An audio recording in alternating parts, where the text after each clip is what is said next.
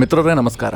ಮಿತ್ರರೇ, ಇರಾನ್ನ ವಿದೇಶಾಂಗ ಮಂತ್ರಿ ಇತ್ತೀಚೆಗೆ ಭಾರತ ಪ್ರವಾಸವನ್ನು ಕೈಗೊಂಡಿದ್ರು. ಇವರನ್ನ ಭಾರತ ಆತ್ಮೀಯವಾಗಿ ವೆಲ್ಕಮ್ ಮಾಡಿತ್ತು. ಭಾರತ ಇರಾನ್ ಸಂಬಂಧ ವೃದ್ಧಿಯ ಬಗ್ಗೆ ಬಹಳ ಸುದೀರ್ಘವಾದ ಚರ್ಚೆ ನಡೆದಿತ್ತು. ಭಾರತ ಇರಾನ್ನ ಕೆಲವೊಂದಿಷ್ಟು ಬೇಡಿಕೆಗಳನ್ನು ಒಪ್ಕೊಂಡಿತ್ತು. ಅಂದರೆ ಇರಾನ್ ಏನು ಹೇಳಿತ್ತು, ಭಾರತದ ಜೊತೆಗೆ ನೀವು ನಮ್ಮ ಜೊತೆಗೆ ವ್ಯಾಪಾರವನ್ನು ಪುನರಾರಂಭ ಮಾಡಬೇಕು, ನಮಗೆ ಇಂತಿಂಥ ಕ್ಷೇತ್ರದಲ್ಲಿ ಭಾರತದ ಸಹಾಯ ಬೇಕು, ಇದನ್ನೆಲ್ಲ ಇರಾನ್ ಕೇಳಿಕೊಂಡಿತ್ತು. ಇದೆಲ್ಲದಕ್ಕೂ ಕೂಡ ಭಾರತ ಪೂರಕವಾಗಿ ಪ್ರತಿಕ್ರಿಯೆ ನೀಡಿತ್ತು. ಸಕಾರಾತ್ಮಕ ಪ್ರತಿಕ್ರಿಯೆ ಭಾರತದ ಕಡೆಯಿಂದ ವ್ಯಕ್ತವಾಗಿತ್ತು. ಕಂಪ್ಲೀಟ್ ಆಗಿ ಭಾರತ ಇರಾನ್ನ ಜೊತೆಗೆ ಚರ್ಚೆ ಮಾಡಿದಂಥ ವಿಚಾರ ಯಾವುದು ಅಂತಂದ್ರೆ ವ್ಯಾಪಾರ ಹಾಗೂ ರಾಜತಾಂತ್ರಿಕ ಸಂಬಂಧ ವೃದ್ಧಿಯ ವಿಚಾರ. ಇನ್ನು ನಿಮಗೆಲ್ಲ ಗೊತ್ತು, ಇದೇ ಸಂದರ್ಭದಲ್ಲಿ ಭಾರತದಲ್ಲಿ ನೂಪುರ್ ಶರ್ಮಾ ಪ್ರವಾದಿ ಮೊಹಮ್ಮದರ ವಿರುದ್ಧ ಹೇಳಿಕೆ ಕೊಟ್ಟರು ಅನ್ನೋ ವಿವಾದ ಸೃಷ್ಟಿಯಾಗಿತ್ತು. ಇದಕ್ಕೆ 16 ಮುಸ್ಲಿಂ ರಾಷ್ಟ್ರಗಳು ವಿರೋಧವನ್ನು ವ್ಯಕ್ತಪಡಿಸಿದ್ವು. ಈ ಪೈಕಿ ಇರಾನ್ ಕೂಡ ಇತ್ತು. ಏನು ನೂಪುರ್ ಶರ್ಮಾ ಒಂದು ಹೇಳಿಕೆ ಕೊಟ್ಟರು ಅಂತ ಹೇಳಿ ವಿವಾದ ಸೃಷ್ಟಿಯಾಯ್ತಲ್ಲ, ಇದಕ್ಕೆ ಗಲ್ಫ್ ರಾಷ್ಟ್ರಗಳು, ಅರಬ್ ರಾಷ್ಟ್ರಗಳು ಸೇರಿದಂತೆ ಎಲ್ಲ ದೇಶಗಳು ಕೂಡ ವಿರೋಧ ವ್ಯಕ್ತಪಡಿಸಿದ್ವು. ಇದರಲ್ಲಿ ಇರಾನ್ ಕೂಡ ಮುಂಚೂಣಿಯಲ್ಲಿತ್ತು. ಈ ಹೇಳಿಕೆಯನ್ನ ಇರಾನ್ ಕೂಡ ಖಂಡಿಸಿತ್ತು. ಆದರೆ ಭಾರತ ಯಾವುದನ್ನು ಕೂಡ ಮನಸ್ಸಿನಲ್ಲಿ ಇಟ್ಕೊಂಡಿರಲಿಲ್ಲ. ಇರಾನ್ನ ವಿದೇಶಾಂಗ ಸಚಿವರು ಬಂದಾಗ ಭಾರತ ಸರಿಯಾದ ವೆಲ್ಕಮ್ ಅನ್ನು ಮಾಡ್ತು, ಅವರಿಗೆ ಸರಿಯಾಗಿ ಗೌರವ ಕೊಡ್ತು. ಇರಾನ್ ಏನ್ ಹೇಳಿತ್ತು, ಭಾರತ ಸರ್ಕಾರ ಈ ಹೇಳಿಕೆಯನ್ನು ಎಂಟರ್ಟೈನ್ ಮಾಡಬಾರದು, ತಪ್ಪಿತಸ್ಥರ ವಿರುದ್ಧ ಕಠಿಣವಾದ ಕ್ರಮ ಕೈಗೊಳ್ಳಬೇಕು, ಹೀಗಂತ ಇರಾನ್ ಪ್ರತಿಪಾದಿಸಿತ್ತು. ಭಾರತ ಇದ್ಯಾವುದಕ್ಕೂ ರಿಯಾಕ್ಟ್ ಮಾಡಿರಲಿಲ್ಲ. ಅವರು ವಿದೇಶಾಂಗ ಸಚಿವರು ಬಂದಂತ ಸಂದರ್ಭದಲ್ಲಿ ಈ ವಿಚಾರವನ್ನ ಭಾರತ ಪ್ರಸ್ತಾಪವೇ ಮಾಡಲಿಲ್ಲ. ಯಾಕೆಂತಂದ್ರೆ ಭಾರತ ಸ್ಪಷ್ಟಪಡಿಸಿತ್ತು, ನೂಪುರ್ ಶರ್ಮಾ ಹೇಳಿಕೆಗೂ ಸರ್ಕಾರಕ್ಕೂ ಸಂಬಂಧ ಇಲ್ಲ. ನೂಪುರ್ ಶರ್ಮಾ ಖಾಸಗಿ ಸುದ್ದಿವಾಹಿನಿಯಲ್ಲಿ ಹೇಳಿಕೆ ಕೊಟ್ಟಿದ್ದು, ಇದು ಪಕ್ಷದ ವೇದಿಕೆಯಲ್ಲಿ ಚರ್ಚೆ ಆಗಿದೆ, ಪಕ್ಷ ಅದಕ್ಕೆ ಕಠಿಣವಾದ ಕ್ರಮವನ್ನ ಕೈಗೊಂಡಿದೆ. ಅದು ಪಕ್ಷ ಮತ್ತು ನೂಪುರ್ ಶರ್ಮಾ ನಡುವೆ ಇರುವಂತಹ ವಿವಾದ, ಅದನ್ನ ಪಕ್ಷವೇ ಬಗೆಹರಿಸಿಕೊಳ್ಳುತ್ತೆ ಎನ್ನುವಂಥದ್ದು ಸರ್ಕಾರದ ನಿಲುವು. ಇದಕ್ಕೂ ಸರ್ಕಾರಕ್ಕೂ ಯಾವುದೇ ಸಂಬಂಧ ಇಲ್ಲ ಅನ್ನೋದನ್ನ ಬಹಳ ಸ್ಪಷ್ಟವಾಗಿ ಭಾರತ ಸರ್ಕಾರ ಹೇಳಿತ್ತು. ಇದೆಲ್ಲ ಮುಗ್ದು ಹೋದಂತ ವಿಚಾರ ಅನ್ನುವಂತ ರೀತಿಯಲ್ಲಿ ಇತ್ತು. ಈ ಸಂದರ್ಭದಲ್ಲೇ ಇರಾನ್ನ ವಿದೇಶಾಂಗ ಸಚಿವರು ಭಾರತಕ್ಕೆ ಬಂದಿದ್ದು. ಆದ್ರೆ ಇವ್ರ ನರಿ ಬುದ್ಧಿ ಗೊತ್ತಲ್ಲ ಮಿತ್ರರೇ, ಭಾರತಕ್ಕೆ ಬಂದ್ರು, ಭಾರತದ ಜೊತೆ ಚರ್ಚೆ ಮಾಡಿದ್ರು, ತಮಗೂ ಉಪಯೋಗ ಆಗುವಂತ ಚರ್ಚೆಯೇ ನಡೆದಿದ್ದು.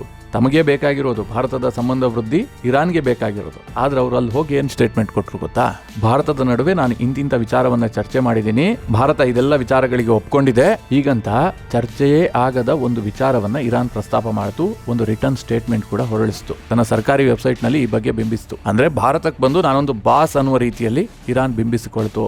ಇದಾಗ್ತಿದ್ದ ಹಾಗೆ ಭಾರತ ಎಚ್ಚರಿಕೆ ಕೊಡ್ತು, ನೀವು ಈ ಸ್ಟೇಟ್ಮೆಂಟ್ ಅನ್ನ ಡಿಲೀಟ್ ಮಾಡಿಲ್ಲ ಅಂತ ಆದ್ರೆ ಭಾರತ ಮತ್ತು ಇರಾನ್ ನಡುವಿನ ಸಂಬಂಧಕ್ಕೆ ಧಕ್ಕೆ ಬರುತ್ತೆ, ಇಮಿಡಿಯೇಟ್ ಆಗಿ ಆ ಸ್ಟೇಟ್ಮೆಂಟ್ ಅನ್ನ ಡಿಲೀಟ್ ಮಾಡಿ, ಹೀಗಂತ ಭಾರತ ಎಚ್ಚರಿಕೆ ಕೊಡ್ತು. ಹಾಗಾದ್ರೆ ಆ ಸ್ಟೇಟ್ಮೆಂಟ್ ಏನು? ಇರಾನ್ ಎಂತ ತಪ್ಪನ್ನ ಮಾಡ್ಬಿಟ್ಟಿತ್ತು? ಭಾರತ ಮತ್ತು ಇರಾನ್ ನಡುವೆ ಆದಂತಹ ಚರ್ಚೆ ಆದ್ರೂ ಏನು? ಈ ಎಲ್ಲ ವಿಚಾರವನ್ನ ಇವತ್ತಿನ ಈ ವಿಡಿಯೋದಲ್ಲಿ ನಿಮಗೆ ತಿಳಿಸ್ಕೊಡುವಂತ ಪ್ರಯತ್ನ ಮಾಡ್ತೀನಿ. ನೀವು ಈ ವಿಡಿಯೋವನ್ನ ಕೊನೆವರೆಗೂ ಮಿಸ್ ಮಾಡದೆ ನೋಡಿ. ಮಿತ್ರರೇ, ಇರಾನ್ನ ವಿದೇಶಾಂಗ ಸಚಿವರು ಭಾರತಕ್ಕೆ ಬಂದು ಭಾರತದ ವಿದೇಶಾಂಗ ಸಚಿವ ಜೈಶಂಕರ್ ಅವರನ್ನ ಭೇಟಿಯಾದ್ರು. ಈ ವೇಳೆ ಅವರೇನು ಬೇಡಿಕೆಯನ್ನ ಇಟ್ಟರು ಅಂತಂದ್ರೆ, ಭಾರತ ಈಗ ಇರಾನ್ನಿಂದ ತೈಲ ಖರೀದಿಸುವುದನ್ನು ನಿಲ್ಲಿಸಿದೆ. ಈ ಹಿಂದೆ ಭಾರತ ಇರಾನ್ನಿಂದ ಅತಿ ಹೆಚ್ಚು ಪ್ರಮಾಣದಲ್ಲಿ ತೈಲವನ್ನ ಖರೀದಿ ಮಾಡ್ತಾ ಇತ್ತು. ಭಾರತಕ್ಕೆ ನಂಬರ್ 1 ತೈಲ ರಫ್ತುದಾರ ದೇಶವಾಗಿ ಇರಾನ್ ಇತ್ತು. ಭಾರತ ಅಷ್ಟೊಂದು ದೊಡ್ಡ ಪ್ರಮಾಣದಲ್ಲಿ ಇರಾನ್ನಿಂದ ತೈಲವನ್ನ ತರಿಸ್ಕೊಳ್ತಾ ಇತ್ತು. ಈಗ ಇದು ನಿಂತು ಹೋಗಿದೆ.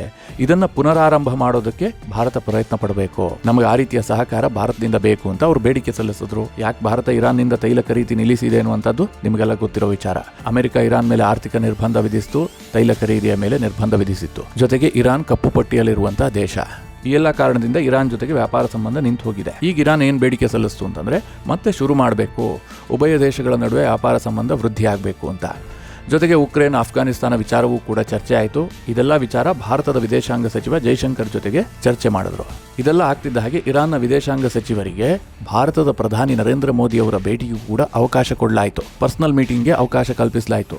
ಇಲ್ಲೊಂದು ವಿಚಾರವನ್ನು ನೀವು ಗಮನಿಸಬೇಕು ಮಿತ್ರರೇ, ಇತ್ತೀಚೆಗಷ್ಟೇ ಚೀನಾದ ವಿದೇಶಾಂಗ ಸಚಿವ ವಾಂಗ್ ಯಿ ಕೂಡ ಭಾರತಕ್ಕೆ ಭೇಟಿ ಕೊಟ್ಟಿದ್ರು. ಆ ಸಂದರ್ಭದಲ್ಲಿ ಚೀನಾದ ವಿದೇಶಾಂಗ ಸಚಿವರನ್ನ ಭೇಟಿಯಾಗೋದಕ್ಕೆ ಪ್ರಧಾನಿ ಒಪ್ಪಿರಲಿಲ್ಲ, ಅವ್ರ ಜೊತೆ ಮೀಟಿಂಗ್ ಆಗಿರಲಿಲ್ಲ. ಬೇರೆ ಬೇರೆ ಕಾರಣ ಕೊಟ್ಟು ಅವರ ಜೊತೆಗೆ ಮೀಟಿಂಗ್ ಅನ್ನು ನಿರಾಕರಿಸಲಾಗಿತ್ತು. ಆದರೆ ಇರಾನ್ ಜೊತೆಗೆ ಹಾಗಾಗಲಿಲ್ಲ. ಇರಾನ್ನ ವಿದೇಶಾಂಗ ಸಚಿವರನ್ನ ಭೇಟಿಯಾಗೋದಕ್ಕೆ ಪ್ರಧಾನಿ ಒಪ್ಕೊಂಡ್ರು.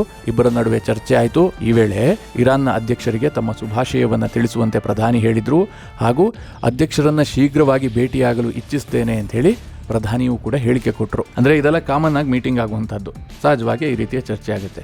ಈಗ ಯಾರೊಬ್ರು ಸಿಕ್ಕಿದಾಗ ಏನಾದ್ರು ಚರ್ಚೆ ಆಗುತ್ತಲ್ಲ, ಹಾಗೆ ಪ್ರಧಾನಿ ಜೊತೆಗೂ ಕೂಡ ಚರ್ಚೆ ನಡೆದಿತ್ತು. ಆನಂತರದಲ್ಲಿ ಭಾರತದ ಭದ್ರತಾ ಸಲಹೆಗಾರರಾಗಿರುವಂತಹ ಅಜಿತ್ ದೋಭಾಲ್ ಜೊತೆಗೂ ಕೂಡ ಇರಾನ್ನ ವಿದೇಶಾಂಗ ಸಚಿವರು ಚರ್ಚೆ ಮಾಡಿದ್ರು. ಅವ್ರ ಜೊತೆಗೂ ಕೂಡ ಮೀಟಿಂಗ್ ಆಯಿತು. ಈ ಎಲ್ಲ ಮೀಟಿಂಗ್ಗಳು ಏನ್ ನಡೀತು, ಭಾರತದ ವಿದೇಶಾಂಗ ಸಚಿವರು, ಭಾರತದ ಪ್ರಧಾನಿ, ಭಾರತದ ಭದ್ರತಾ ಸಲಹೆಗಾರರು, ಇವರೆಲ್ಲರ ಭೇಟಿಗೂ ಕೂಡ ಭಾರತ ಅವಕಾಶ ಕಲ್ಪಿಸ್ತಲ್ಲ, ಇದು ತುಂಬಾ ವಿಶೇಷವಾಗಿತ್ತು. ಯಾಕೆ ಅಂತಂದ್ರೆ, ಫೈನಾನ್ಷಿಯಲ್ ಆಕ್ಷನ್ ಟಾಸ್ಕ್ ಫೋರ್ಸ್ ಇದೆಯಲ್ಲ, ಇದು ಇರಾನ್ ದೇಶವನ್ನ ಕಪ್ಪು ಪಟ್ಟಿಗೆ ಸೇರಿಸಿದೆ. ಇರಾನ್ ಉಗ್ರ ಚಟುವಟಿಕೆಗೆ ಹಣ ಪೂರೈಸುತ್ತಿದೆ ಅನ್ನುವ ಆರೋಪವೂ ಕೂಡ ಇದೆ. ಇರಾನ್ ಜೊತೆಗೆ ಯಾವುದೇ ದೇಶ ವ್ಯಾಪಾರ ವ್ಯವಹಾರಕ್ಕೆ ಮುಂದೆ ಬರ್ತಿಲ್ಲ. ಇಂಥ ಸಂದರ್ಭದಲ್ಲೂ ಕೂಡ ಭಾರತ ಇರಾನ್ ದೇಶದ ವಿದೇಶಾಂಗ ಸಚಿವರಿಗೆ ಇಷ್ಟೆಲ್ಲ ರೆಸ್ಪೆಕ್ಟ್ ಕೊಡ್ತಲ್ಲ, ಇದು ಬಹಳ ವಿಶೇಷವಾಗಿತ್ತು. ಆದ್ರೆ ಈ ಗೌರವವನ್ನು ಇರಾನ್ ಉಳಿಸ್ಕೊಂಡಿಲ್ಲ. ಇರಾನ್ನ ವಿದೇಶಾಂಗ ಸಚಿವರು ಭಾರತದ ಭೇಟಿ ಮುಗಿಸಿ ತಮ್ಮ ದೇಶಕ್ಕೆ ವಾಪಸ್ ಹೋಗ್ತಿದ್ದ ಹಾಗೆ ಅವರೊಂದು ರಿಟರ್ನ್ ಸ್ಟೇಟ್ಮೆಂಟ್ ಅನ್ನ ಕೊಟ್ಟರು. ಇರಾನ್ ದೇಶದ ವೆಬ್ಸೈಟ್ ನಲ್ಲಿ ಒಂದಷ್ಟು ಬರೆಯಲಾಯಿತು. ಅವ್ರೇನ್ ಬರ್ಕೊಂಡ್ರು ಅಂತಂದ್ರೆ, ಭಾರತದ ಭದ್ರತಾ ಸಲಹೆಗಾರ ಅಜಿತ್ ದೋವಾಲ್ ಜೊತೆಗೆ ಸಭೆ ನಡೀತು. ಈ ಸಭೆಯಲ್ಲಿ ನೂಪುರ್ ಶರ್ಮಾ ಹೇಳಿಕೆ ಬಗ್ಗೆ ಚರ್ಚೆ ನಡೀತು. ಅಜಿತ್ ದೋವಾಲ್ ಹೇಳಿದ್ದಾರೆ, ಇನ್ಮುಂದೆ ಭಾರತದಿಂದ ಇಂತಹ ಹೇಳಿಕೆ ಬರೋದೇ ಇಲ್ಲ. ಭಾರತ ಇಸ್ಲಾಂನ ಎಲ್ಲ ರೀತಿ ರಿವಾಜನ್ನ ಬೆಂಬಲಿಸುತ್ತೆ ಹಾಗೂ ಗೌರವಿಸುತ್ತೆ ಅಂತ ಅಜಿತ್ ದೋವಾಲ್ ಭರವಸೆ ಕೊಟ್ಟಿದ್ದಾರೆ. ಹೀಗಂತ ಇರಾನ್ನ ವಿದೇಶಾಂಗ ಸಚಿವರ ರಿಟರ್ನ್ ಹೇಳಿಕೆಯಲ್ಲಿ ದಾಖಲಿಸಲಾಯಿತು.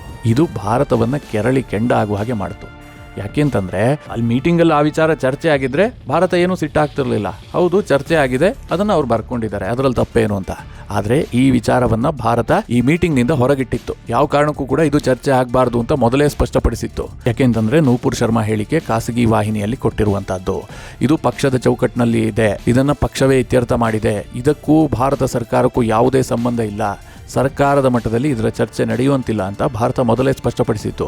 ಹೀಗಿದ್ರೂ ಕೂಡ ಇರಾನ್ನ ವಿದೇಶಾಂಗ ಸಚಿವರು ತಮ್ಮ ದೇಶಕ್ಕೆ ವಾಪಸ್ ಹೋದ್ಮೇಲೆ ಭಾರತ ಈ ರೀತಿಯಾಗಿ ಹೇಳಿಕೆ ಕೊಟ್ಟಿದೆ. ಅಂದ್ರೆ ಭಾರತ ಒಂದು ರೀತಿಯಲ್ಲಿ ಕ್ಷಮೆ ಯಾಚಿಸಿದೆ ಅನ್ನುವಂತ ಹೇಳಿಕೆಯನ್ನು ಏನು ಬಿಡುಗಡೆ ಮಾಡಿದ್ರು, ಅದರ ಬಗ್ಗೆ ಭಾರತ ಕೆರಳಿ ಕೆಂಡ ಆಯಿತು. ಯಾಕೆಂದ್ರೆ ತಾವು ಹೇಳಿಕೆನೇ ಕೊಟ್ಟಿಲ್ಲ, ಆ ವಿಚಾರ ಚರ್ಚೆನೇ ಆಗಿಲ್ಲ, ಮತ್ತೇನು ಇದನ್ನ ಇರಾನ್ ಬಿಂಬಿಸಿದೆ ಅಂತ. ಅದಾಗ್ತಿದ್ದ ಹಾಗೆ ಯಾವಾಗ ಭಾರತ ಎಚ್ಚರಿಕೆ ಕೊಡ್ತೋ ತಕ್ಷಣ ಈ ಹೇಳಿಕೆಯನ್ನ ಡಿಲೀಟ್ ಮಾಡಿ ಆದ ತಪ್ಪನ್ನ ಸರಿಪಡಿಸೋದಕ್ಕೆ ಪ್ರಯತ್ನ ಮಾಡ್ತು. ಮಿತ್ರರೇ, ಇಲ್ಲಿ ಈ ವಿಚಾರವನ್ನ ನಾನು ಯಾಕೆ ಇಷ್ಟು ಸುದೀರ್ಘವಾಗಿ ಪ್ರಸ್ತಾಪಿಸಿದೆ ಅಂತಂದ್ರೆ, ಇವತ್ತು ಇಸ್ಲಾಂ ದೇಶಗಳಿಗೆ ನಾಯಕನಾಗೋದಕ್ಕೆ ಬಹಳ ಪೈಪೋಟಿ ನಡೀತಾ ಇದೆ. ಸದ್ಯ ಈ ಮುಸ್ಲಿಂ ರಾಷ್ಟ್ರಗಳಿಗೆಲ್ಲ ನಾಯಕ ಅಂತಿರೋದು ಸೌದಿ ಅರೇಬಿಯಾ ದೊಡ್ಡ ಹಿಡಿತವನ್ನು ಹೊಂದಿದೆ. ಟರ್ಕಿಯು ಕೂಡ ಇಂತಹದೊಂದು ಪ್ರಯತ್ನದಲ್ಲಿದೆ. ಟರ್ಕಿ ಅಧ್ಯಕ್ಷ ಎರ್ಡೋಗಾನ್ ಇದಾನಲ್ಲ, ಈತ ನಾನು ಇಸ್ಲಾಮಿಕ್ ರಾಷ್ಟ್ರಗಳಿಗೆ ನಾಯಕನಾಗಬೇಕು ಅಂತ ಬಯಸ್ತಾ ಇದ್ದಾನೆ. ಇನ್ನೊಂದು ಕಡೆ ಇರಾನ್ ಕೂಡ ಇಂತಹದೇ ಬಯಕೆಯಲ್ಲಿದೆ. ಇರಾನ್ ಸ್ವತಃ ಸಂಕಷ್ಟದಲ್ಲಿದೆ, ಆದರೂ ಕೂಡ ಇಸ್ಲಾಮಿಕ್ ರಾಷ್ಟ್ರಗಳ ನಾಯಕನಾಗುವಂತ ಬಯಕೆಯಲ್ಲಿದೆ. ನೋಡಿ ನಿಮ್ಗೆ ಯಾರ ಕೈಲೂ ಆಗಿಲ್ಲ, ನಾನು ಭಾರತಕ್ಕೆ ಹೋಗಿ ಭಾರತದಿಂದ ಇಂತಹ ಸ್ಟೇಟ್ಮೆಂಟ್ ಅನ್ನು ಪಡೆದಿದ್ದೀನಿ ಅಂತ ಮುಸ್ಲಿಂ ರಾಷ್ಟ್ರಗಳಿಗೆ ತೋರಿಸೋದಕ್ಕೆ ಇರಾನ್ ಪ್ರಯತ್ನ ಪಟ್ಟಿದೆ. ಆದರೆ ಭಾರತ ಖಡಕ್ ಎಚ್ಚರಿಕೆ ಕೊಡ್ತಿದ್ದಂತೆ ಹೇಳಿಕೆಯನ್ನು ವಾಪಸ್ ತೆಗೆದುಕೊಂಡಿದೆ. ಇರಾನ್ ಮತ್ತು ಸೌದಿ ಸಂಬಂಧ ಚೆನ್ನಾಗಿಲ್ಲ. ಇರಾನ್ ಮತ್ತು UAE ಸಂಬಂಧವೂ ಕೂಡ ಚೆನ್ನಾಗಿಲ್ಲ. ಇರಾನ್ ಅನ್ನ ಬಹುತೇಕ ರಾಷ್ಟ್ರಗಳು ಸ್ವಲ್ಪ ದೂರ ಇಟ್ಟಿದ್ದಾವೆ. ಅದರ ನಡತೆ ಸ್ವಲ್ಪ ಸರಿ ಇಲ್ಲ ಅಂತ. ಮುಸ್ಲಿಂ ರಾಷ್ಟ್ರಗಳೇ ಇರಾನ್ ಅನ್ನ ಅತಿಯಾಗಿ ನಂಬೋದಿಲ್ಲ. ಹಾಗಿರುವಾಗ ಇವರು ನಾಯಕನಾಗುವಂತ ಪ್ರಯತ್ನದಲ್ಲಿ ಭಾರತದಲ್ಲಿ ಎದ್ದಿದ್ದಂತ ಒಂದು ವಿವಾದವನ್ನ ಎಳೆತಂದು ತನ್ನ ಬೇಳೆ ಬೇಯಿಸಿಕೊಳ್ಳುವಂತ ಒಂದು ಪ್ರಯತ್ನ ಮಾಡಿತು. ಆದರೆ ಭಾರತ ಸರ್ಕಾರ ಇದಕ್ಕೆ ಖಡಕ್ ಎಚ್ಚರಿಕೆ ಕೊಟ್ಟು ಈ ಪ್ರಯತ್ನಕ್ಕೆ ಬ್ರೇಕ್ ಹಾಕಿದೆ. ಮಿತ್ರರೇ, ಇದಿಷ್ಟು ಇರಾನ್ನ ವಿದೇಶಾಂಗ ಸಚಿವರು ಭಾರತಕ್ಕೆ ಬಂದಿದ್ದು, ಆನಂತರದಲ್ಲಿ ಭಾರತದಲ್ಲಿ ಚರ್ಚೆಯೇ ಆಗದಂತಹ ಒಂದು ವಿಚಾರವನ್ನ ತನ್ನ ದೇಶಕ್ಕೆ ಹೋಗಿ ಬರ್ಕೊಂಡಿದ್ದು, ಇದರ ಬಗ್ಗೆ ಭಾರತ ಪ್ರತಿಭಟನೆಯನ್ನ ದಾಖಲಿಸಿದ್ದು, ಈ ಎಲ್ಲ ಕುರಿತಾಗಿ ಒಂದಿಷ್ಟು ಮಾಹಿತಿ. ನಿಮಗೆ ಈ ವಿಡಿಯೋ ಇಷ್ಟವಾದರೆ ಲೈಕ್ ಮಾಡಿ, ಸಲಹೆಗಳಿದ್ರೆ ಕಮೆಂಟ್ ಮಾಡಿ. ಹಾಗೆ ನೀವಿನ್ನೂ ನಿಮ್ಮ ನೆಚ್ಚಿನ ಸಂಸ್ಕಾರ ಸೌರಭ ಯೂಟ್ಯೂಬ್ ಚಾನಲ್ನ ಸಬ್ಸ್ಕ್ರೈಬ್ ಮಾಡಿಲ್ಲ ಅಂತಾದ್ರೆ ಈ ಕೂಡಲೇ ಸಬ್ಸ್ಕ್ರೈಬ್ ಮಾಡಿ. ಮುಂದಿನ ಎಲ್ಲ ಅಪ್ಡೇಟ್ಗಳ ನೋಟಿಫಿಕೇಶನ್ಗಾಗಿ ಬೆಲ್ ಐಕಾನ್ ಒತ್ತಿ.